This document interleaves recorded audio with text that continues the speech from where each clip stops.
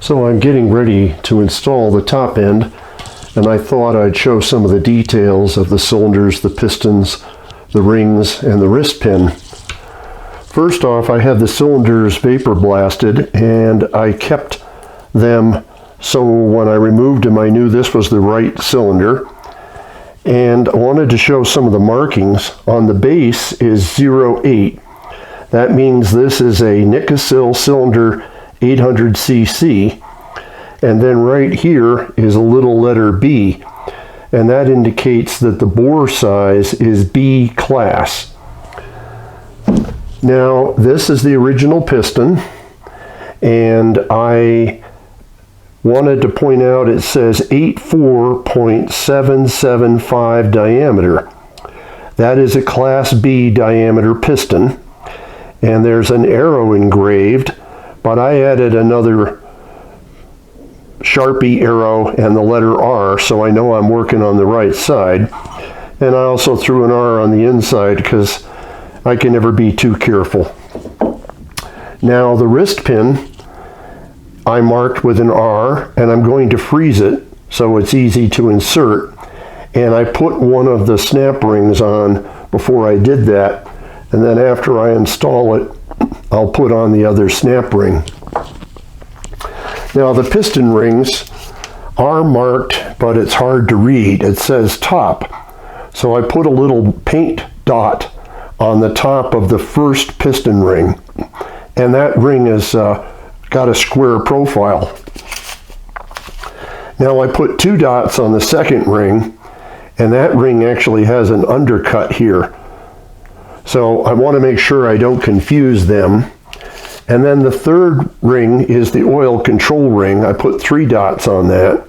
And inside of it is a spring which expands the ring outward. And that I'll show how I install that when I get that far. So those are all the parts and pieces of the piston, cylinder, wrist pin, and rings. Now the other part of the top end is the cylinder head. And I had these rebuilt by Randy Long of Long's Mechanical Services. The reason I did that is the bike has 64,000 miles on it. And BMW changed out the valve seats so that the valve train would survive unleaded fuel. But they got the metallurgy wrong, and those seats frequently fail.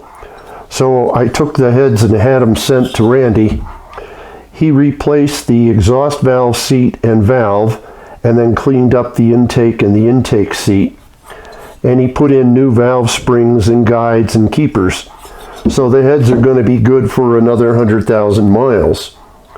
Now when I took the heads out of the bike, I took out the rocker assemblies and the cam lobe followers and made sure I kept them together. So this is the right intake set, and then this is the right exhaust set, because I don't want to swap them.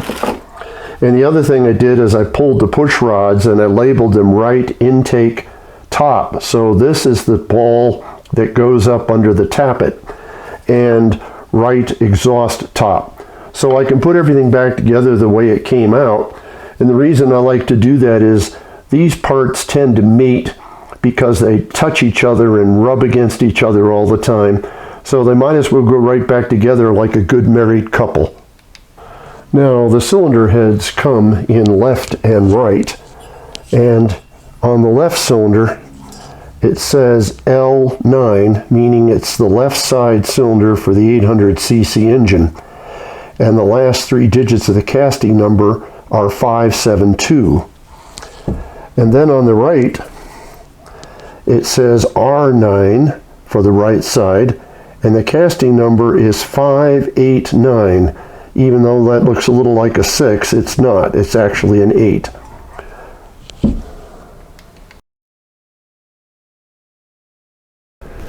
There are several gaskets, O-rings, and seals used to keep the cylinder oil tight. This is the head gasket, which slips onto the top of the head like this.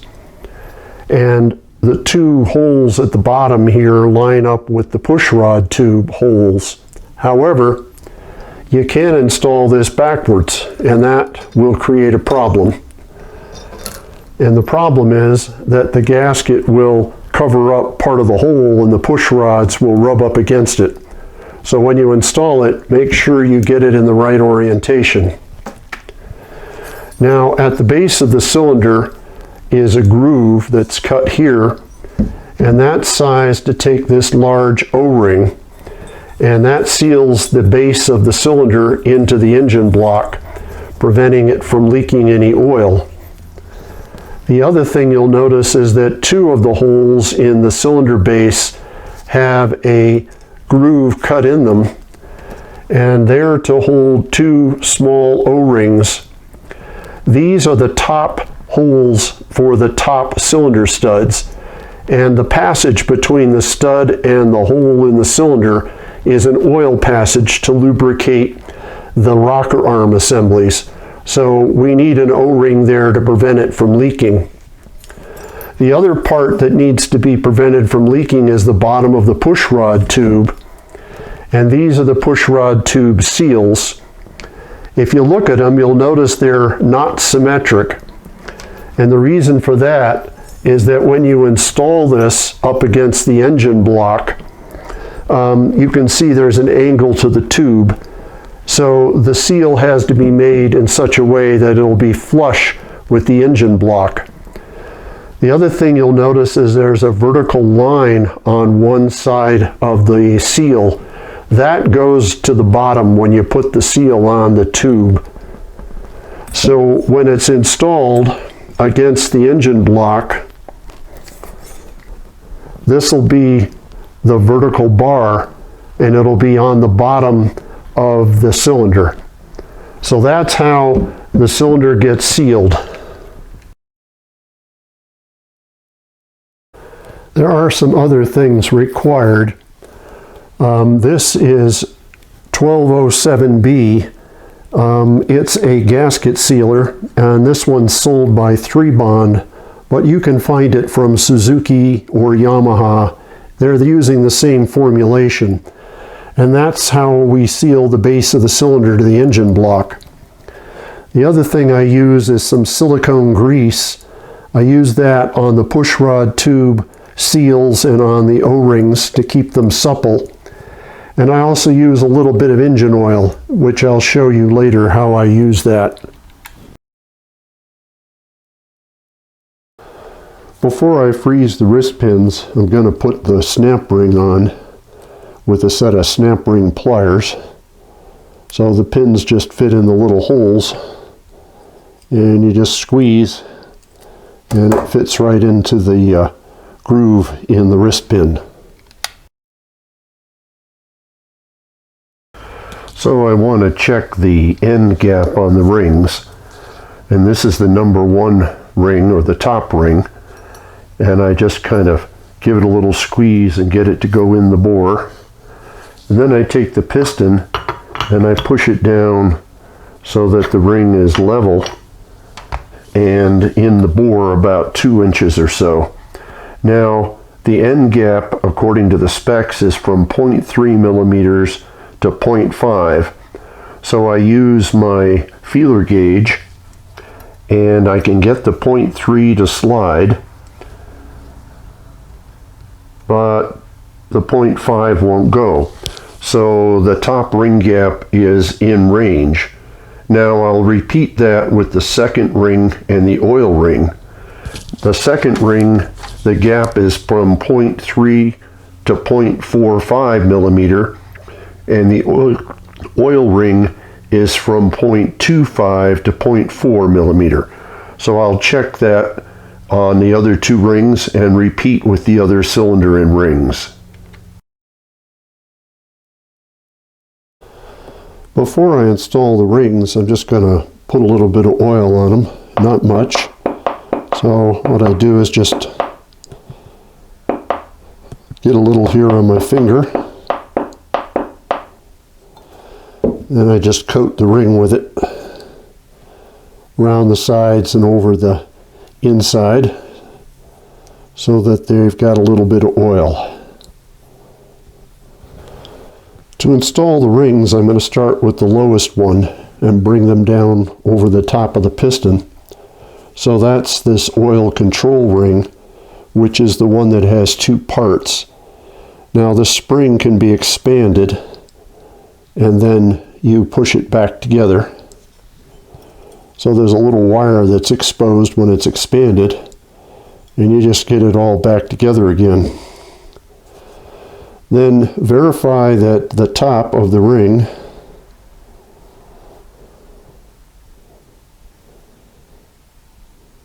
right here, there it is. It says top. Now I just carefully slide it over the piston. I don't use a ring expander. I've had bad luck with them. And it's just a little bit fiddly because you're trying to bring it down over the grooves. And then you want to pick it up and over the spring in the back.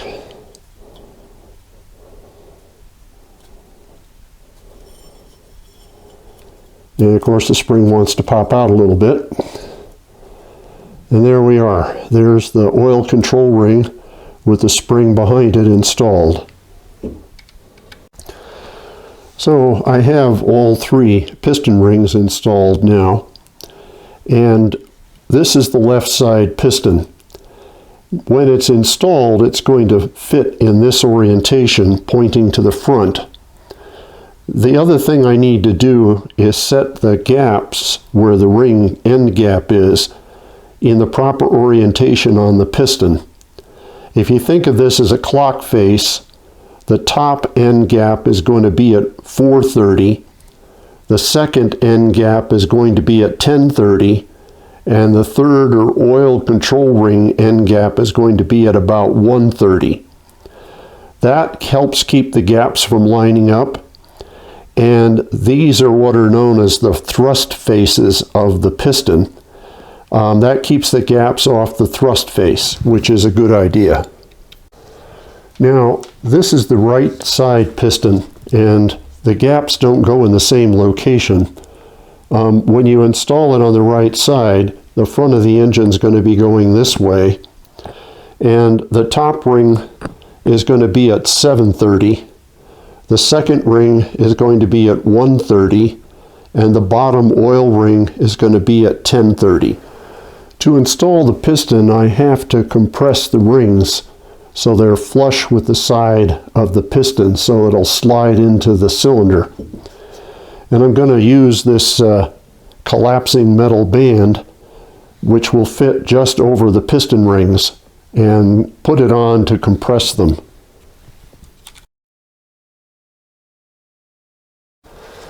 Before I install the piston into the cylinder, I want to put a very faint amount of oil on the inside, just a little, not very much. And what I do is put a couple of drops on my finger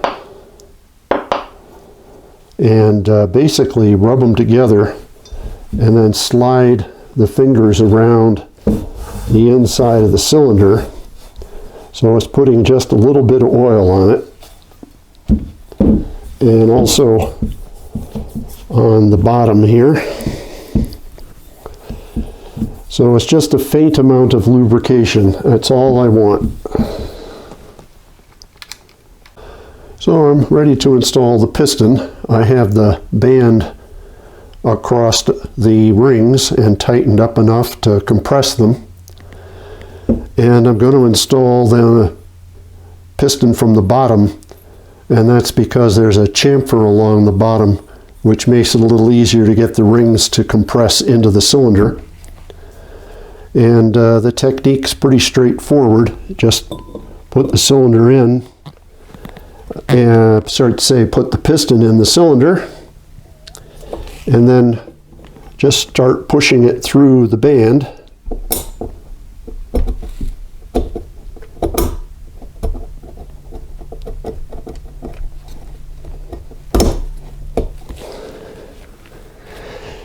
And I think I'm just about there. Yep, there I am. And then I just undo the band, take the pressure off it, Slide it up off the piston, and it's installed now into the cylinder, and I'm going to leave it exposed a little bit because this is the way I'm going to put it on the engine block. I'm actually going to leave the piston exposed, and then I can put the connecting rod in and the wrist pin through while it's all in one piece like that. Now, when I installed the piston, I didn't worry about the orientation. I just wanted to get it in. But now's the time to sort of fix that. This is the bottom of the cylinder, and the arrow then needs to point in this direction because that'll be the front of the engine on the left side. So I've got that aligned now. So I'm going to install the cam followers here into the holes. This is the intake, this is the exhaust, and when I took the heads off, I put the right followers in the correct bag. So I'm going to pull out the right intake, and this is the follower. And I'm going to put a little engine assembly lube on the face, like that, and a little bit in the cup. And then this is intake, so it just slides in like that, and I just push it home. And then here's the exhaust, and it's the same procedure. Now it's important when you take the followers out that you make sure you put them back exactly where they came from, because these surfaces have really polished themselves and mated to the cam lobes, so there's no value in messing it up. You want to get them right back the way they were. And there we go. So I'm getting ready to put the sealant, which is going to go on this flange on the cylinder, and I want to have that surface clean, so I'm going to use a little lacquer thinner and just wipe that down so there's no oil or anything on there.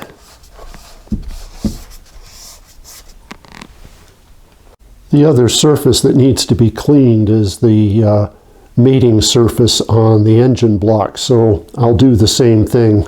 I'll wipe that all down with some lacquer thinner. So I'm going to apply the sealer onto the flange, and it's the 3-bond 1207B. Now I want it to be a very light coat, so I'm just going to put a little bit on the on my finger and rub it along the edge here to get started. Now I want to be careful here where the hole with the cutout for the O-ring is. I don't want to get any in there and block any oil flow. So I'm going to get real light around that and just kind of keep a thin coat all the way along the base. Now you're going to probably end up with some of the sealant where you don't want it, so I use a little bit of lacquer thinner and a Q-tip, and that takes it off so you can clean up things before you put it all together, just like that. So I've got the sealant on pretty uniformly. The next thing I want to do is put the O-ring on the cylinder.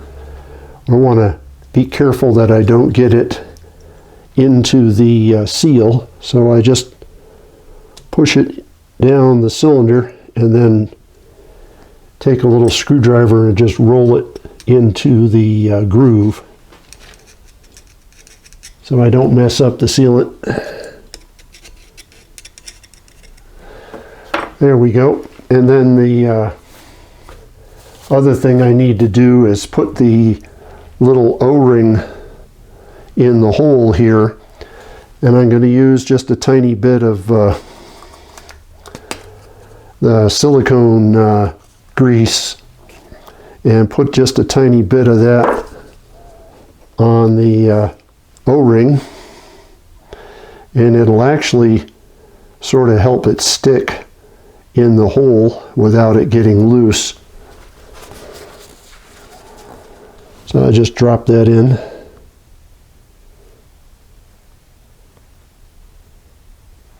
There we go. And I'll get the other O-ring as well. So I'm going to put the push rod tube seals on, and I like to use just a little bit of that silicone grease.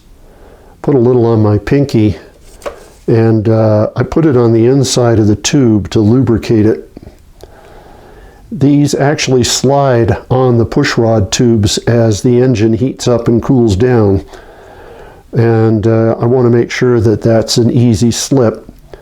And then here's the little index mark that's at the bottom. We'll get that sorted out when I put the cylinder on the engine. And then the other thing I'll do is put a little bit of engine oil on the outside of the seals, again, so they'll slide easily into the hole in the engine block. So I put the 1207B sealant all around, and again, being careful to be light around the top cylinder studs, because those are oil passages, and I don't want to get anything in there and plug them up.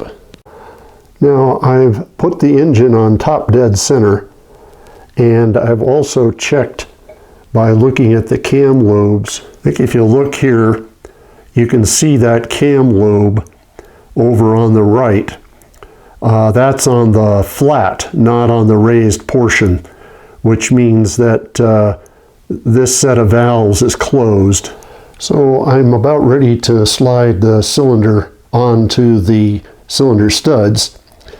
And because of the bump out on the push rod tube seals, they'll tend to catch on the frame when I push in the cylinder. So what I do is rotate them around so that the narrow portion is going to go over the frame like that. And then it'll be easy for me to slide the cylinder on. So I'm ready to slide the cylinder onto the cylinder studs. And I want to just verify that my top O-rings are in the holes, and just slide this in.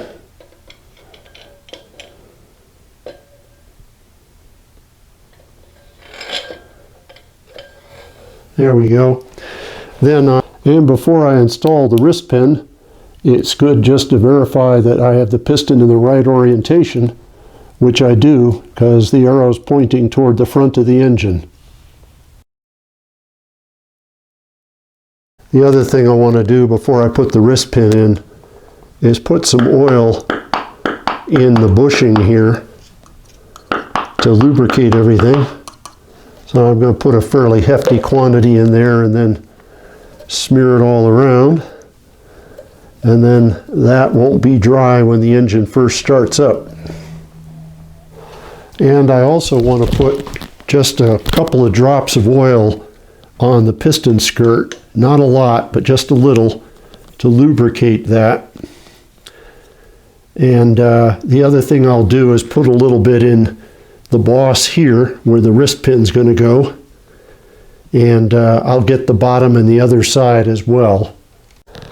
So I've pushed the piston and cylinder in far enough where I can have the connecting rod just resting on the inside of the piston, and I can take the wire off.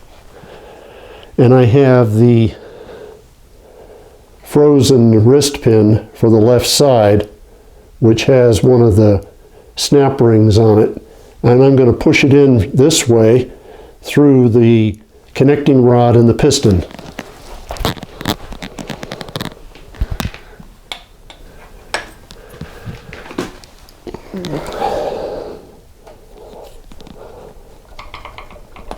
There it goes. You have to jiggle it just a little bit. Then I'll pick up the connecting rod, and I can align it, kind of looking at it from this end, and get the wrist pin to slide in through the connecting rod. and then back out on this end. And then I take my snap ring pliers and my snap ring, and I'm ready to put that on the end of the wrist pin. So I like to just take a screwdriver in between the two ears and see if I can move the snap ring in the groove, which I can, which is a pretty good confirmation it's seated. So I'm ready to slide the cylinder in, and the piston will move inside as I go. And I find if I just kind of rock it with some steady pressure, I can get the cylinder to slide.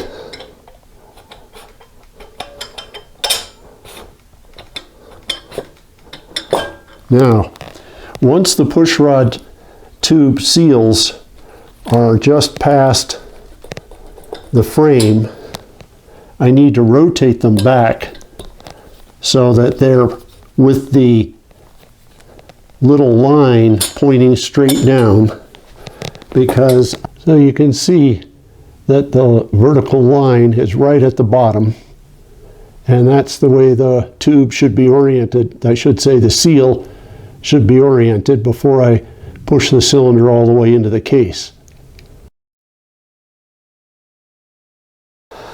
Now I'm ready to put the head gasket on. It slides like this, and then I'm going to verify that the two holes for the pushrod tube at the bottom line up, and they do. So I have that in the right orientation.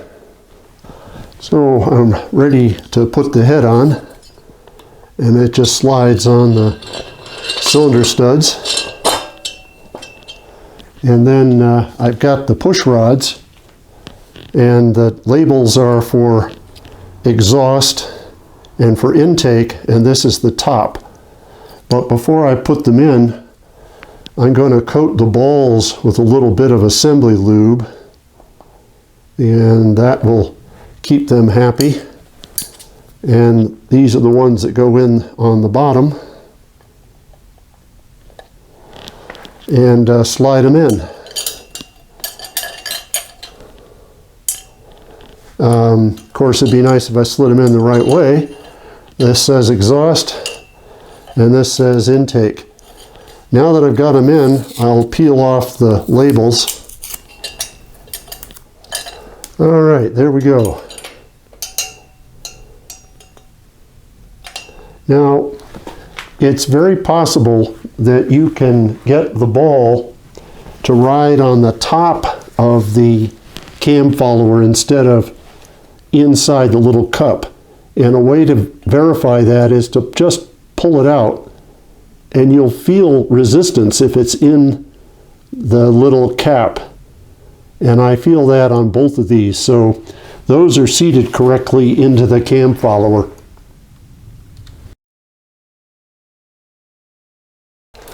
So I'm ready to put the rocker blocks on, and this is the intake rocker assembly.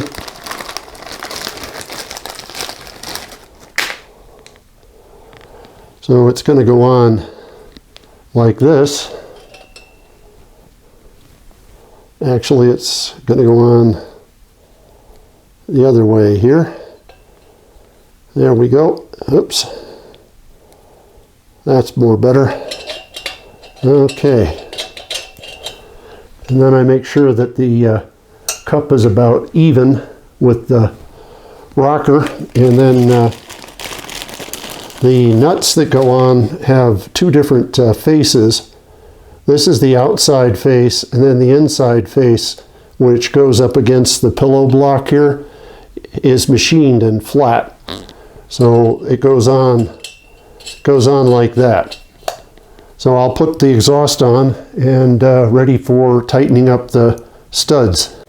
Now that I have the exhaust and intake rocker assemblies on, I'm just going to start snugging up the cylinder just gently and in rotation, so I can bring it snug with the engine block and seat the pushrod tubes, rubbers,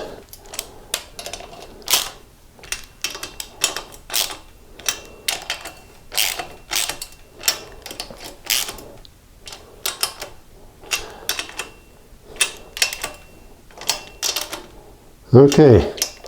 I think this one's still just a little loose. Yep, that's there, that's there, that's there, and that's there. And my rockers are loose. Nope, this one's not. So that's a problem. That meant that the rocker popped out of the cup, not the cup, but the adjuster there. So that's a problem here you want to be careful of. You want to make sure you get that push rod into the cup on the tappet adjuster. That's why I always like to go back and just make sure I can move the rocker assemblies. Now when you put the rocker blocks on, you want to verify that the split is pointing to the outside like it is here, and also as it is here on the intake. That's the proper orientation for those pillow blocks. Now the other thing I have to install are the top head and bottom head nuts and thick washers. So they're going to go in up here and down here, and then I'll be ready to torque the head. Now the head is torqued up in 3 stages: 10 foot-pounds, 18 foot-pounds, and then 25. And it's a crosswise pattern: here, here, here, here, there, and there. So I have my wrench set to 10. And I actually start them out without trying to get the click. Just want to take up the slack. Now these don't turn very far, so I just give them a little nudge. This one's a little loose. And keep going. There's click, click, click, click. There we go.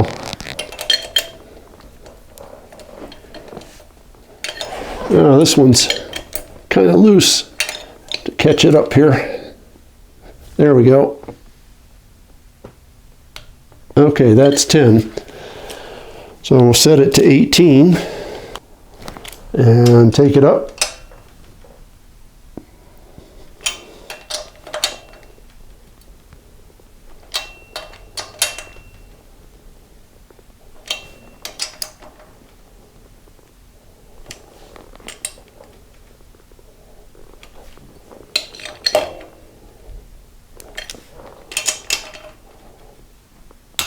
Click, click, click, click, click, click. And now the last stage, which is 25.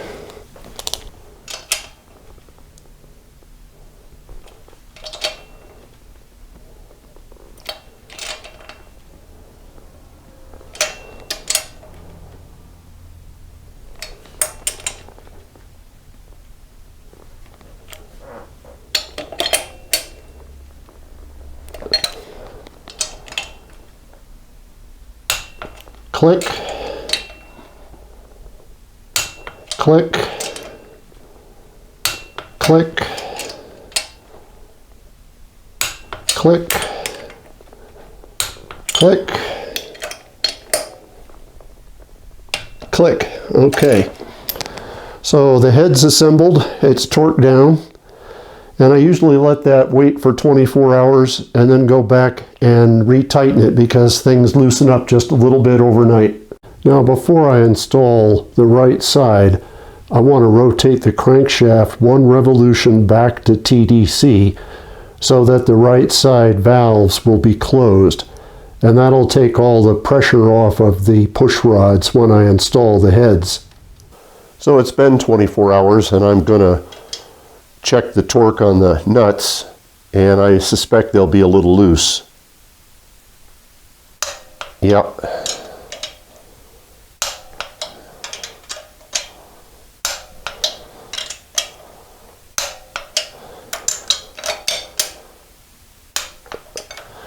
Yep, so that's what you would expect when the heads have had a chance to sit overnight. Things loosen up just a little bit. So I always wait 24 hours and then re-torque everything and then go set the valves. So I have the engine top end installed on the R80ST. Now I put an old spark plug in and some red tape on it to remind me I need to put the new one in.